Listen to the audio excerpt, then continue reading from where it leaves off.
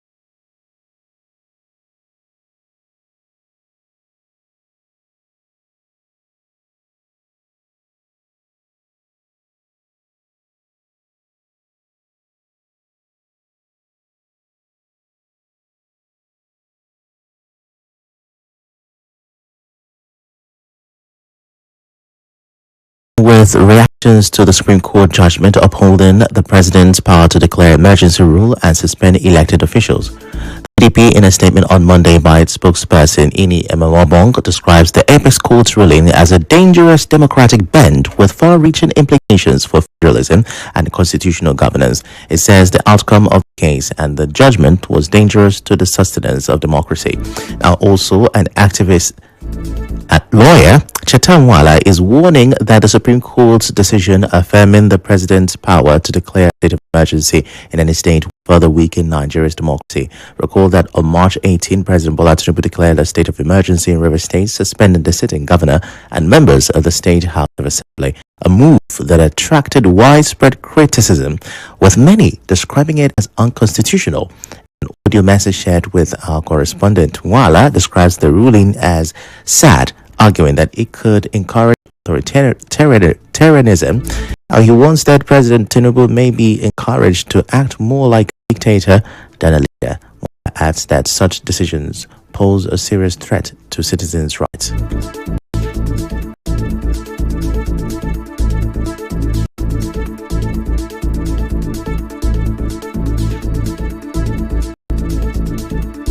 Time for depression for our nation and for us as a people. Decision by the Supreme Court on this matter has further weakened our democracy. I must tell you for a fact that democracy is currently being threatened in this particular nation. That we would have a situation where a president would act as a dictator. The Supreme Court has given so much powers to the president, and this is not good for democracy. It is the people that are supposed to have the powers, not the president. Nigeria is not making any progress. Actually, our lives are being threatened by decisions like this. While also criticized the Supreme Court, alleging that the judiciary now appears aligned with the president rather than serving as a safeguard for democracy. Now, he adds that the ruling does not reflect the best interest of Nigerian citizens. The Supreme Court has shown to be in league with the president in making sure that our state is the way our country is governed. And it's not a time when Nigerians should be happy. We should all be sober at the decision of the Supreme Court, because this decision has only made the president so powerful. The most powerful person in our country today is the president, and the president can go on challenging these actions.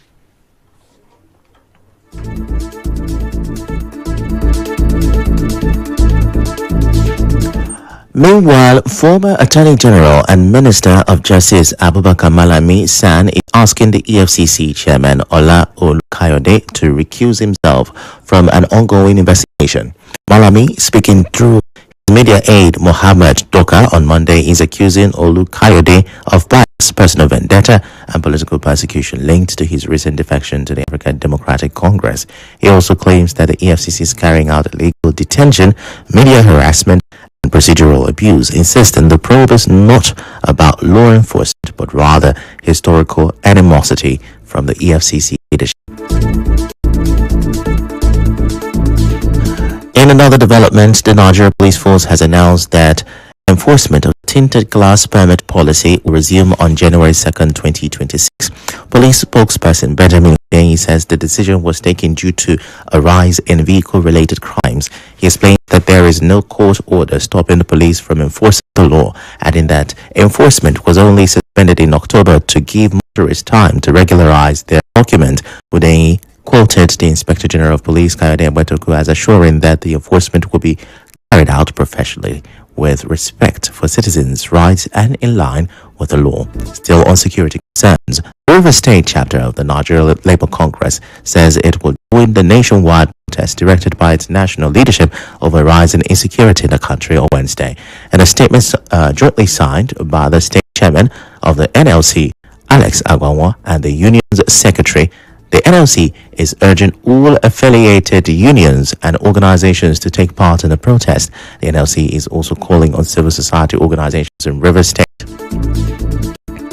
to show solidarity by joining the protest. Agwanwa says NLC members and other affiliated unions are to gather at the Labour House from 7 a.m. on Wednesday, December 17, 2025. Moving on now, President Bola Tinubu has praised former President Muhammadu Buhari, describing him as a leader of quiet strength, discipline, and grace. Now, Tinubu spoke on Monday in Abuja at the launch of Buhari's biography, From Soldier to Statesman, The Legacy of Muhammadu Buhari. He said Buhari's integrity and modesty will continue to inspire Nigerians.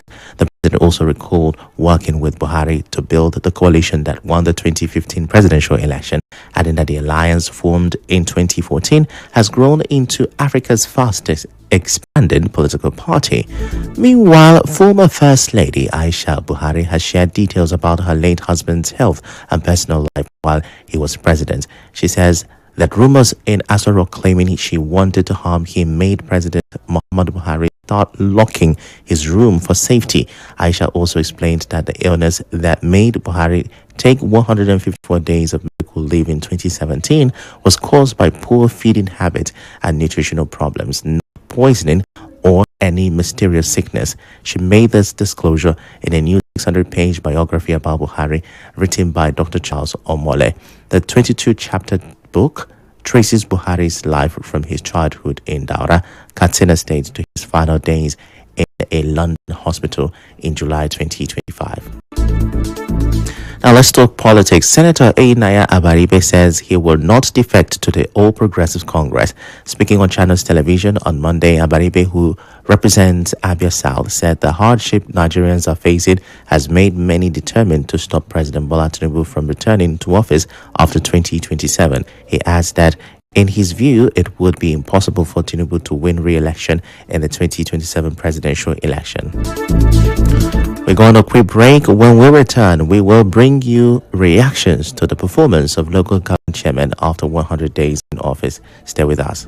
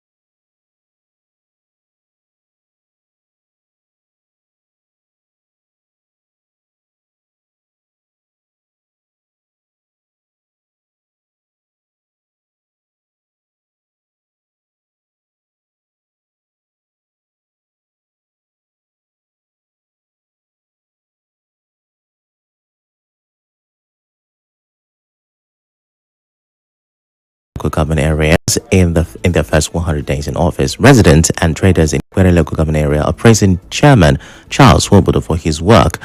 Stephen Chukwemeka, a stakeholder from Omagwa, told correspondent Makotoka that some communities had been without electricity for over 4 years, but within less than 2 months of Swobodo taking office, power was restored to Omagwa and Ishobo.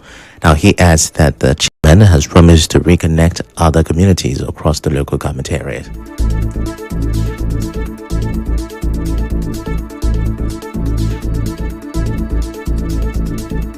It's not easy to take that challenge to restore light in Omawa. Omawa don't have light for 7 good years. So many things that are supposed to live in Omawa. So many of them packed taxi because of what? Lights. But when my chairman came in, as a young man, he have done what other youth have done in the local government.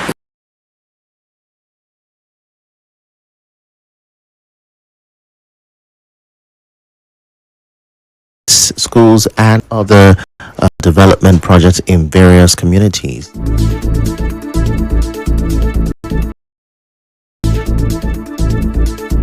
This market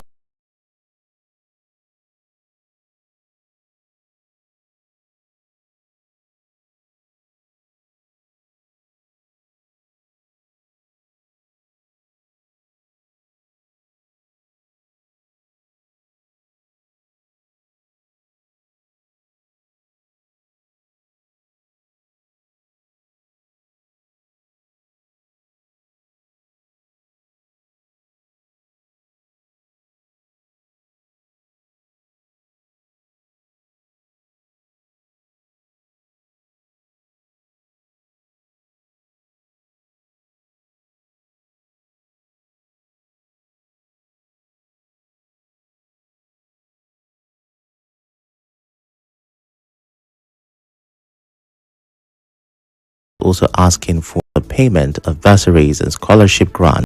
In a chair, residents spoke to correspondent Namdewala about some achievement of council chairman Chima Njoko.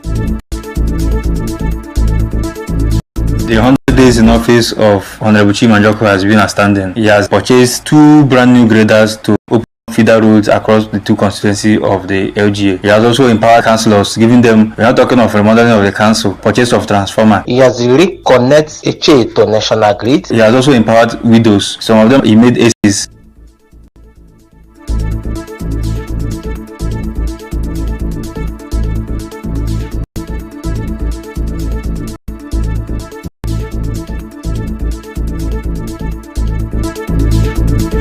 Moving on now, as the festive season draws near, financial coach Otobore Olumoye is advising workers and business owners to be careful with their spending. Speaking on Wazobia FM's Oga Madam office, she urged people to avoid unnecessary expenses